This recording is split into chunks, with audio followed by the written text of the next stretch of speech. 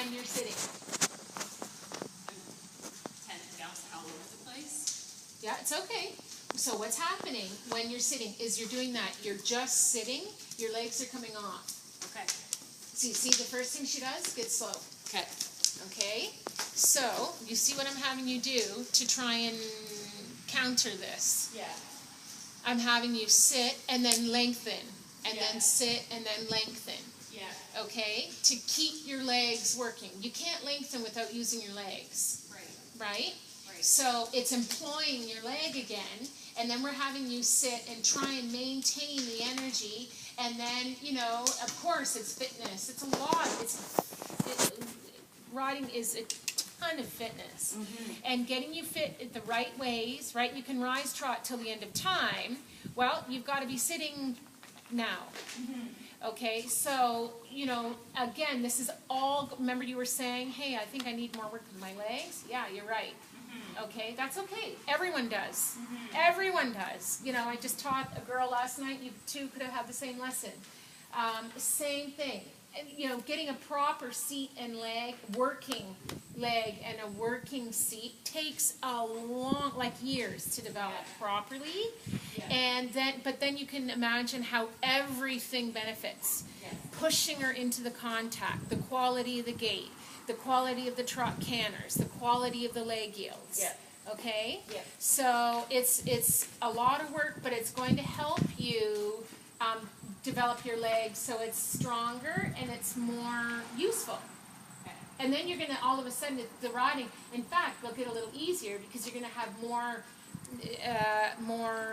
support.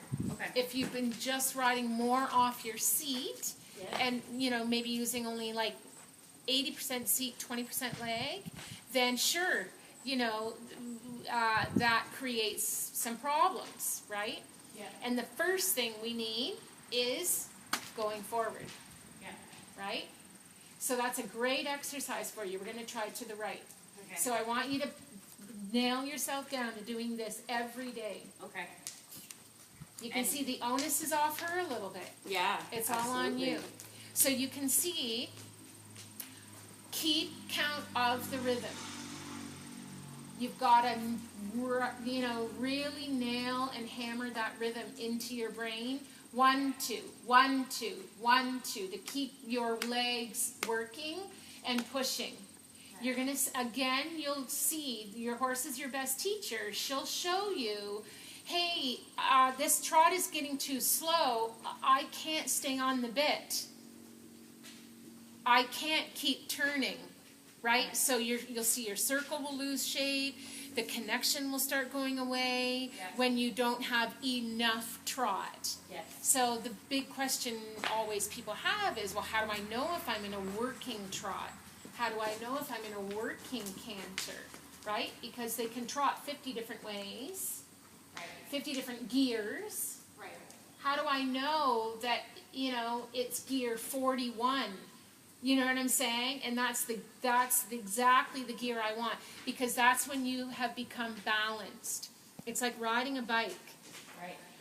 I don't know, someone, Kurt Harnett, Lance Armstrong would be able to tell you at what speed is a bike balanced. Maybe 13 kilometers an hour, 7, I don't know. Mm-hmm. But speed equals balance, right? That's your physics, right?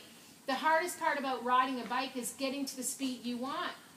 Is getting on it, not falling off like kids do, and then getting it to the speed you want. The resistance takes a lot of strength to get it to that 13 kilometers an hour, but once I'm there, now I don't have the same resistance. I have to keep pedaling, but it's not nearly as much work.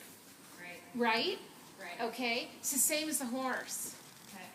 Keeping her at that speed, how do I know it's a working trot? Well, now she's balanced. Now it's like me riding that bike, where it's not resistance all the time. Right. I'm firing that engine enough and using enough leg that she's able to stay consistent in rhythm and frame. When the frame starts to become inconsistent, when the rhythm starts to become inconsistent, the first thing we clue into is a lack of engagement. The legs are pushing, not pushing, not. Make sense? Makes sense. How do you keep a horse engaged? Okay. No horse naturally engages. No horse, Okay. right? It's something we do as riders. We want their hind legs a little quicker, and then the more forward their hind legs are, the more connected the horse becomes. Right. So then riders need very, very, very, skilled aids, your seat and your leg. So that's why you do, when you're having a hard time sitting, do your sitting work right to your lengthen. You wouldn't do sitting to walk. Right. That doesn't make sense, right? Because Right. that decreases energy. Right. You go to something that, gosh, I need to use my legs to help these guys stay working. Make sense? Makes sense. All right, let's give it a whirl.